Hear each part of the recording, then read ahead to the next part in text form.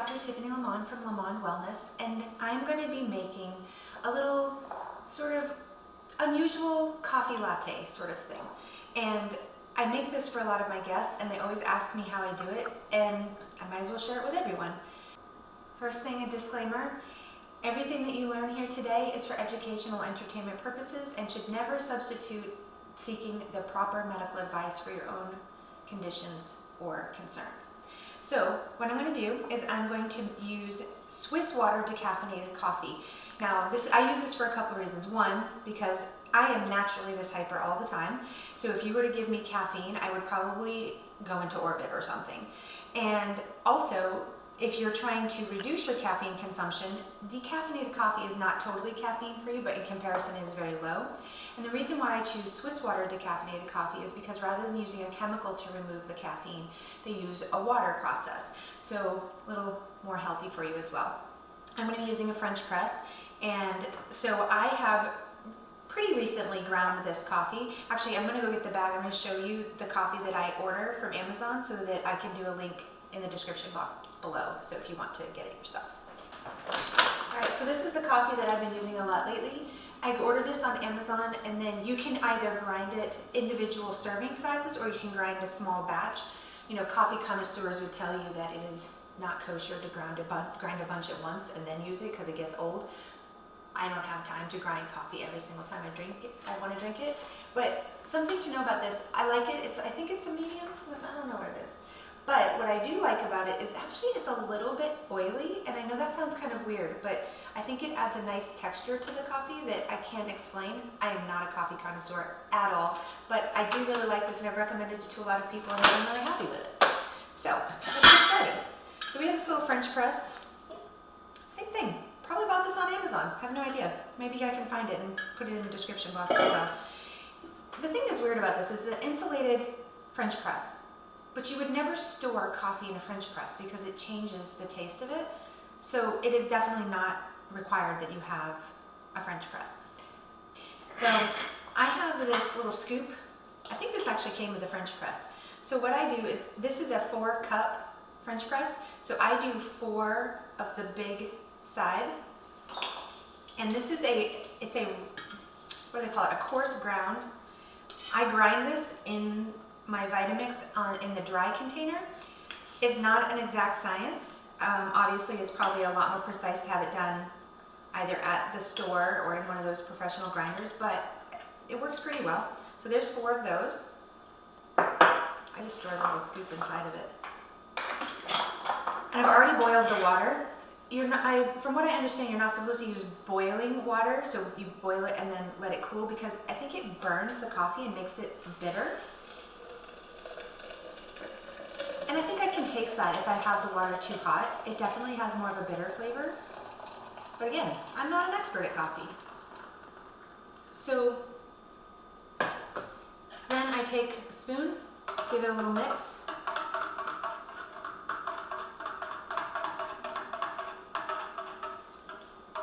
That's it. And then take a little French press, put it in, and put it down just a little bit. I guess that pushes the coffee down into the water. And then you let this sit for the desired amount of time for the strength that you want. I usually let it sit for about 5 minutes. So I'm going to set a timer for 5 minutes and we'll be right back. So now that the coffee has steeped, I'm going to press the plunger, and that hopefully will be pretty good. I can't tell you why. Well, you know what? It's probably because of my imprecise grinding. Sometimes my coffee is darker than others, which I have no idea how to control for that, so please feel free to tell me how. So we're going to add the coffee, and I'm going to put the whole thing in the blender.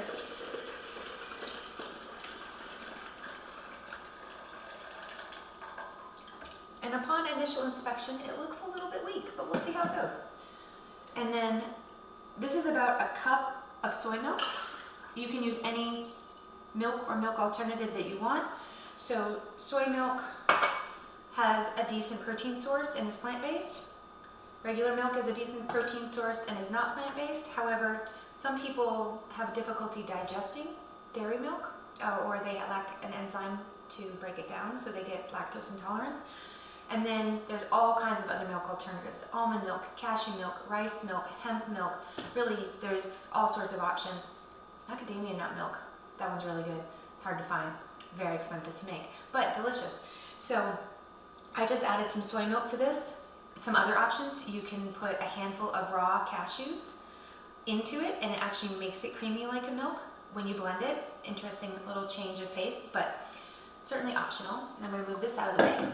And so here's where the things get a little bit more interesting. Actually, I think the secret ingredient to my coffee is this. It's like 2 drops of orange extract. I know it sounds crazy, but it's delicious. And then a very imprecise dosage of vanilla extract, probably a teaspoon-ish, like that much. And then today I have 3 options here.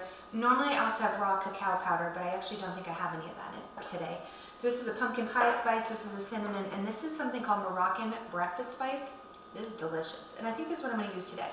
So I'm just using a pinch of this, and if you're curious what's in it, that smells really good, really good. Okay, so this has in it,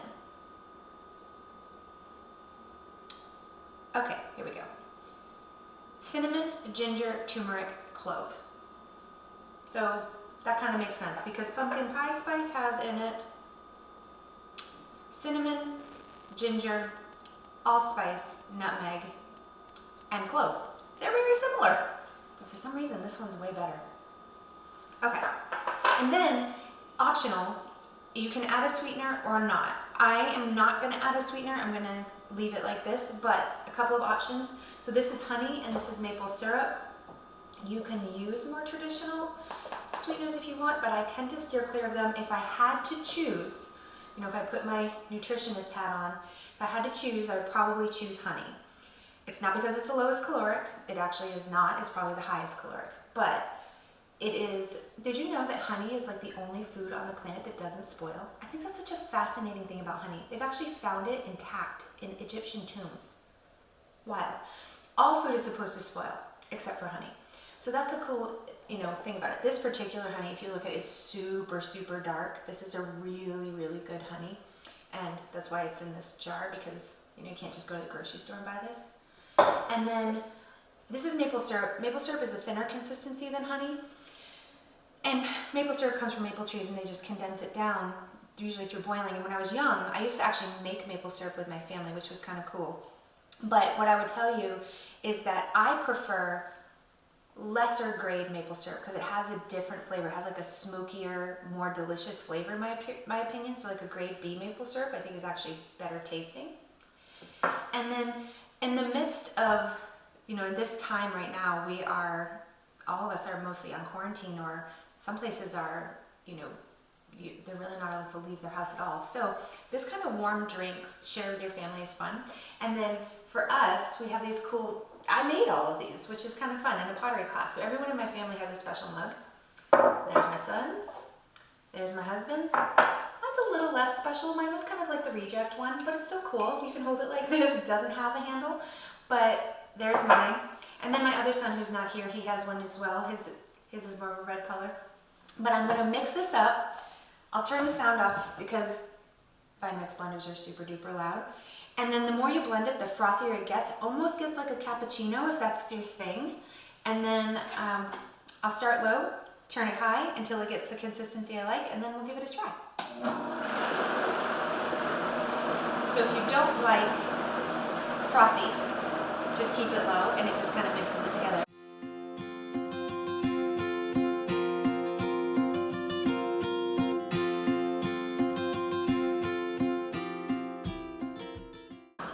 It makes it a little bit frothy like that. And then if you come and look at the drink, at the top of it is a foam, and I would call it like a cappuccino latte-ish type consistency. And then let's see if it's any good. It's delicious. It's yummy. Funny little side note. When I was young, I worked as a barista, and I was probably the world's worst barista because I have no idea how to make the difference between a cappuccino and a latte. They were all exactly the same. I don't even know if they were hot, but I was like 12 years old when I was working. So I was the happiest barista in the world. I got these excellent tips because I think people felt bad for me that I was so young and working. So full disclosure, I don't know the difference between a cappuccino and a latte. All I know is this is a yummy coffee drink and it has foam on top. And even back in the day, I think my cappuccinos and lattes were exactly the same. So one last little tip on how to clean a Vitamix blender efficiently and easily, and arguably maybe even cleaner than cleaning it by hand because it gets down in the blades better. So fill the blender halfway full with water. I like quickly rinsed it. And then take 1 drop of dish liquid. I didn't even rinse the top. Put it on high.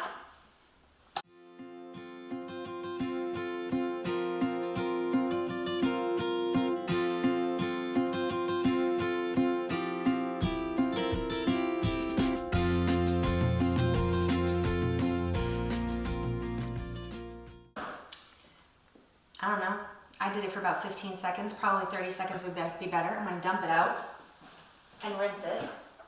I tend to dump the liquid into the cap and rinse it.